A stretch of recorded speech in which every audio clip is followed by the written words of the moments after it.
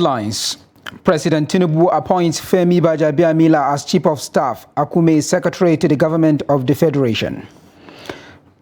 Troops rescue 10 kidnapped victims, kill scores of bandits in Zamfara State. NSCDC says death toll from Lassa fever rises to 192 as 944 new cases are discovered. And on the foreign scene, Sudan fighting intensifies despite U.S. sanctions as death toll hits over 1,800. Hello and thanks for joining us on Trust News Update. I am Abdurrahman Umar. Thanks for joining.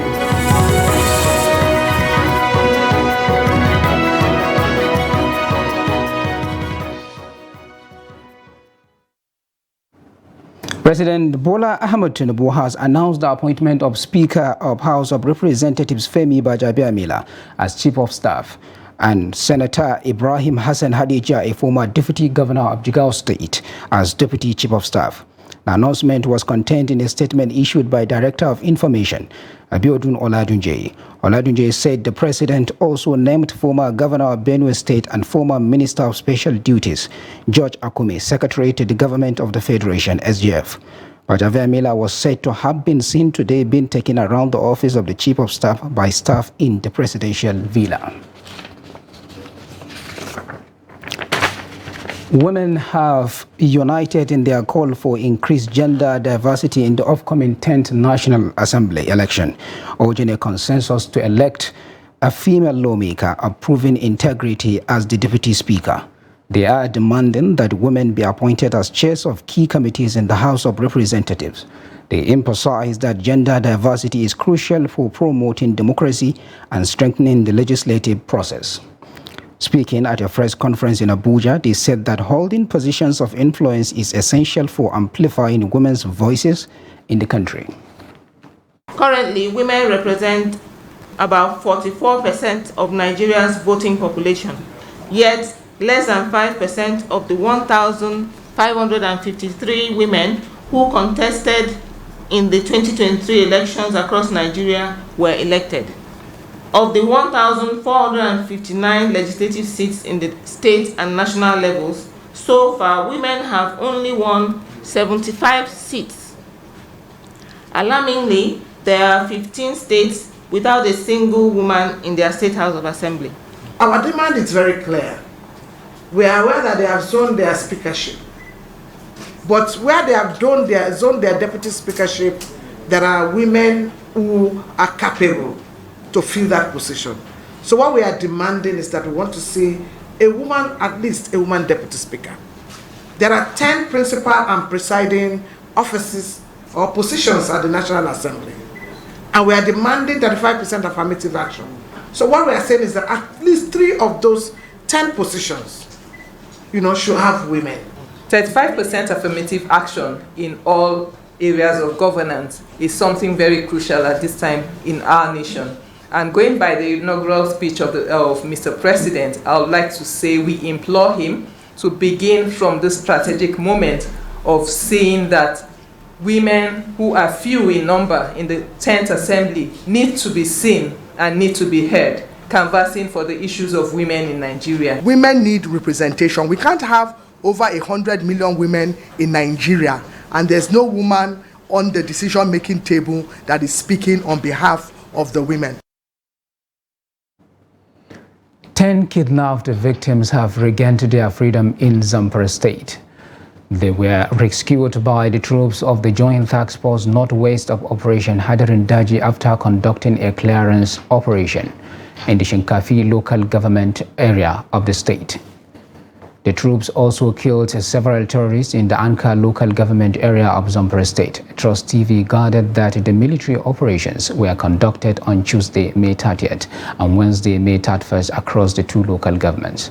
During the clearance operation, the troops also recovered 8 live cartridges, 4 AK-47 rifles, 1 PTK machine gun, 3 motorcycles, and several pieces of special ammunition. Troops also responded quickly by blocking the route which led to the Dang Company illegal mining site On sighting the troops, the suspected Korean man abandoned his motorcycle and a big bag containing 46 military jungle hats, 26 camouflage t-shirts, 2 desert boots, 14 different variants of military camouflage uniforms, and 1 desert hand glove at the scene.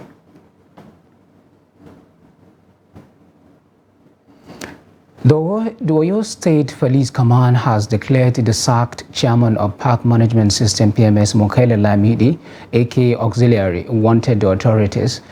The authorities disclosed this during a briefing on Friday. The move follows another raid of his hotel where more dangerous weapons were recovered on Thursday. The policemen had stormed Auxiliary's Ibadan residence where weapons and ammunition were recovered during the operation. The suspect reportedly escaped while some of his lieutenants were arrested by the police. There was a palpable tension in some parts of the state after the raid, especially in major car parks and garages in Ibadan, the state capital. Unconfirmed number of people were said to have been killed during the face-off between the police and the PMS members.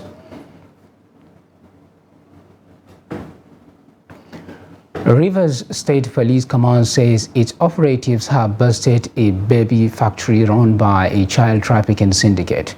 The rescue operations, which took place in the Alu area of Ikure local government area of the state, led to the rescue of 6 pregnant girls and arrest of 2 suspects. Report. The women, aged between 20 and 23 years, were being held with the intention to trade their babies after they were delivered of them. The pregnant women were arrested alongside the operator of the child trafficking center, Akudo Azoru, who confessed to running the illegal business. Azoru explained that she gives out the babies to families who do not have children of their own and not ritualists. She noted that the women were already pregnant when they came to her, adding that she pays them depending on the stage of the pregnancy and the gender of the child. It's for a girl. A boy is 1.5. You are welcome to do. I will give her like 800, 900. If now from 5 months, I give 600, say 650. If not 3 months, I pay 350, 400.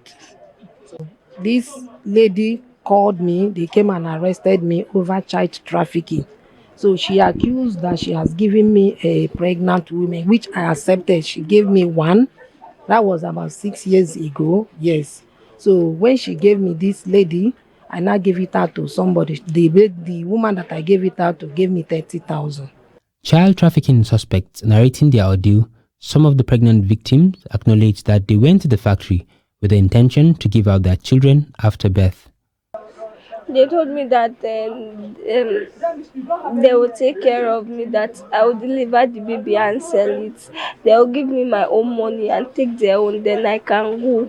My mommy told me that I should not go and meet the guy if I don't want to suffer. I should just go and do child trafficking. I told my mom I've never done before, and my daddy did not know. Meanwhile, the State Commissioner of Police, Umuyi Polycarp Emeka, has advised parents and guardians to be security conscious with regard to their children and wards and promptly report any suspicious activities or persons to the nearest police station.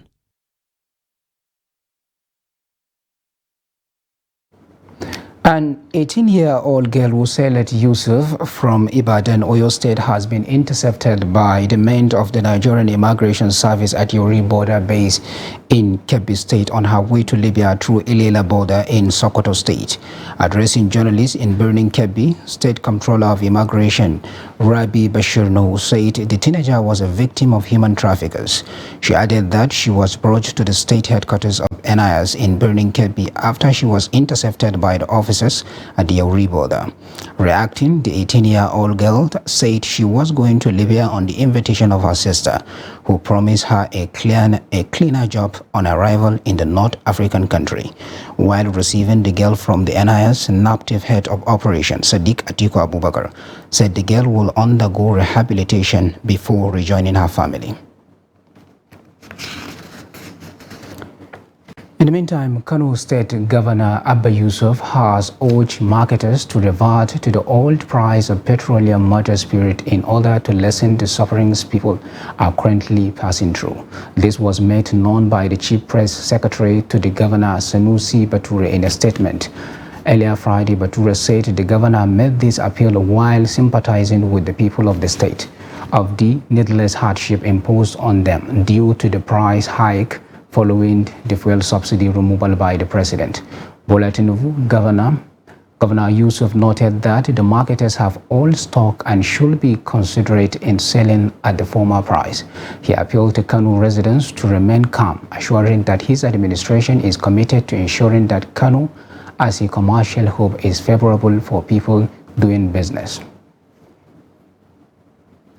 Following the upward review of the petrol pump price by the NNPCL, petrol queues have disappeared across the commercial city of Kano, leading to an increase in the price transportation, food items and other basic necessities of life. Trust TV correspondent Idris Jibrin, who went around the city, reported that residents are beginning to seek alternative means of transportation. His report. Across many petrol stations in Kano, the price of PMS has since been adjusted at between 550 naira and 600 naira per litre. The black market price stood at 2,800 naira per 4-litre gallon. This is the highest and perhaps the worst petroleum price increase in the history of Kano State. If we can really have what they are saying they will do, I don't mind the removal of the subsidy. But the main issue is there will be a lot of inflation in the town and there will be increase in poverty. But if really they are going to put the money in good use so that people in the nation will have ease in doing things, so I don't mind the removal of the subsidy. By implications, the transportation fees has jumped to between 70 and 100% across many motor parks and local bus stops, forcing many residents to seek alternative means of transportation. If you consider the road, you will see many vehicles were dropped since yesterday. So even me, if not because of taking my children to school, I would have dropped my own since yesterday. As you can see, the price is 550 naira per litre. I want to fill my tank. It's about 10,000, 20,000, but because of the maintenance of children and the other things. But if I feel 1,000, it's okay for me. I'll go around throughout the day. Market price of food products and other essential commodities has also been affected at the moment. Traders say the cost of transporting goods from the point of production to the point of sale has changed. For them today, save palm oil is adding 1,000 for each jerrycan because of transportation. Because normally people are buying oil 200, 210, 197, but now they are selling 560 for a litre, double price. Although there is no scarcity of the product at the moment, but the number of vehicles flying the routes have significantly reduced since the upward review of the petrol price. Idris Jibrin, Trust TV News, Kano. You are watching News Update on Trust TV. Coming up shortly after the break, we take a look how former president can stay longer in ancestral home. Details of this and more after the break. Do stay with us.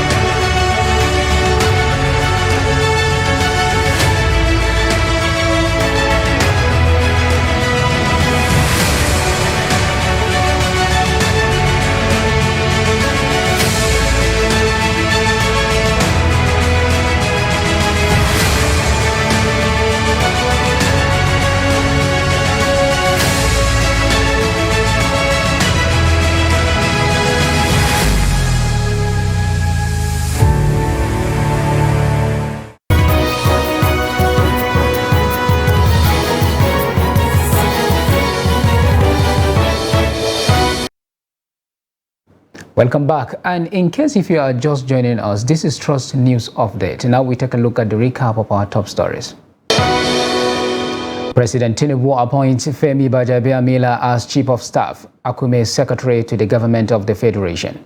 And troops rescue 10 kidnapped victims killed scores of bandits in Zamfara State. Now moving on to other stories.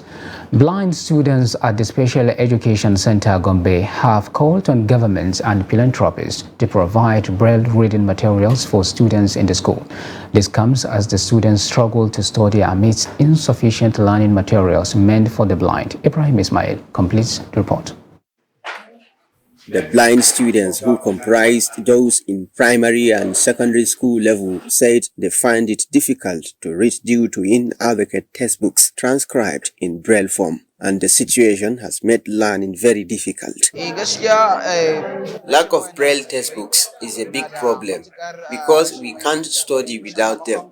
But our teachers can do more with the reading materials.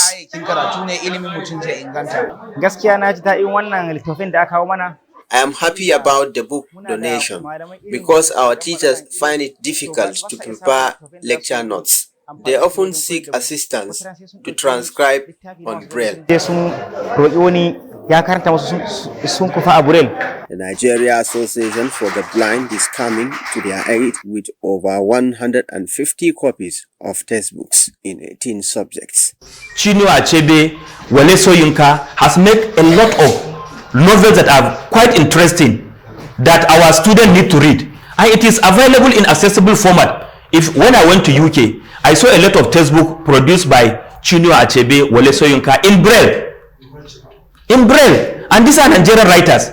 But a Nigerian student does not have access to it. This is irony. What is happening? So this is something that we can have, and Nigeria Association of the Blind, we say we want to cite an example and encourage the government to put in more money so that these books can be produced. Lack of education has made our people to become beggars. They were here the other times inquiring for our curriculum, textbooks, and we gave them, then they go and transcribe it into Braille. So for now, we have no barrier to education. Our blind students have no obstacle. Despite being the only public school for the blind and deaf in Gombe State, students and teachers said the school lacks landscaping, a challenge that hinders safe movement by blind students and teachers in addition to multiple problems. Ibrahim Ismail, Trust TV News, Gombe. Former President Muhammadu Buhari returned to his country home in Daura Monday, May 29, after serving the nation for 8 years as President and Commander-in-Chief, with enormous powers and resources at his disposal. The Daura Emirate welcomed Buhari with a splendid Dover. But the question many are asking is if the ancient city has the infrastructure and other facilities to take care of his needs. Abdullahi Ahmadi speaks to the residents on this. While in office as president, Buhari will jet out of the country for medical attention in the United Kingdom. This happened on several occasions. Now that he has left office, will he enjoy the luxury of medical care in his native Daura? Daura residents are quick to mention that they have an Air Force reference hospital and the General Hospital, which was converted to a federal medical center. This is in addition to this finest roads network fitted with solar-powered street lights as part of former president's contributions to the city. Beyond that, there is the establishment of Federal Polytechnic and University of Transportation beside 2 military formations, all in the ancient city of Daura. Alhamdulillah, Alhamdulillah, Alhamdulillah, Rabbil Alameen. Yes, the homecoming of President Muhammadu Buhari on May 29 is a thing of joy to every son and daughter of Daura Emirate and Katsina State as a whole. The reason is simple.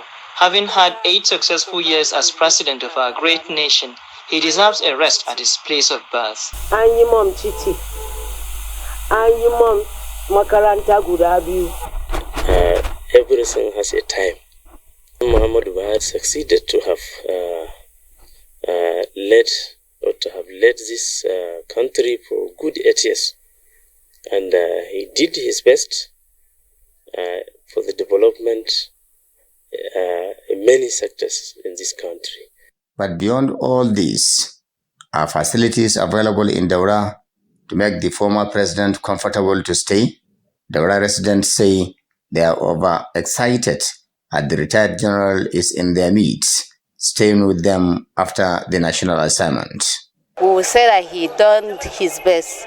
At least some of our youth has gotten jobs. I've seen a lot of development, even the ones still ongoing and the ones that have been established. The military and the rest of them, businesses and the rest of them are all going on. Even the Imam of Daura, Umar Farooq Umar, could not hide his feelings over what he calls the unprecedented performance of the former President Buhari and the overwhelming support he has enjoyed from all Nigerians in the last 8 years. On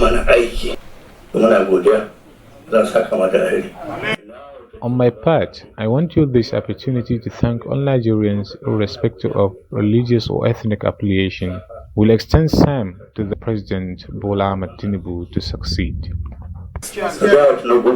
However, observers say in the next coming days, it will be known whether or not the ancient city of Daura would be the permanent home of the former president.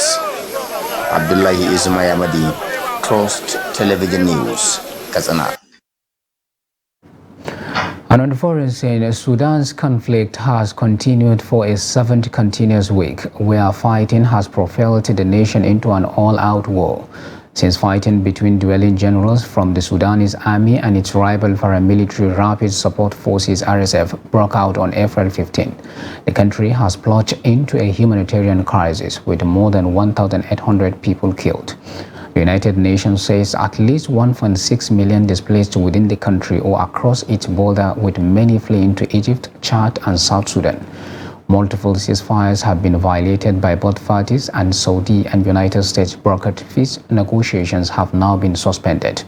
On Thursday, the U.S. had imposed the first sanctions related to the conflict in Sudan, warning that it will hold accountable all those undermining peace in the Northeast African country. And finally, on sports news, Nigeria's Flying Eagles arrived in the city of Santiago del Estero on Friday morning ahead of their quarter-final fixture against South Korea. The 2023 FIFA Under-20 World Cup last fight encounter is slated for the Estadio Único Modré de Ceteodes in Santiago del Estero on Sunday.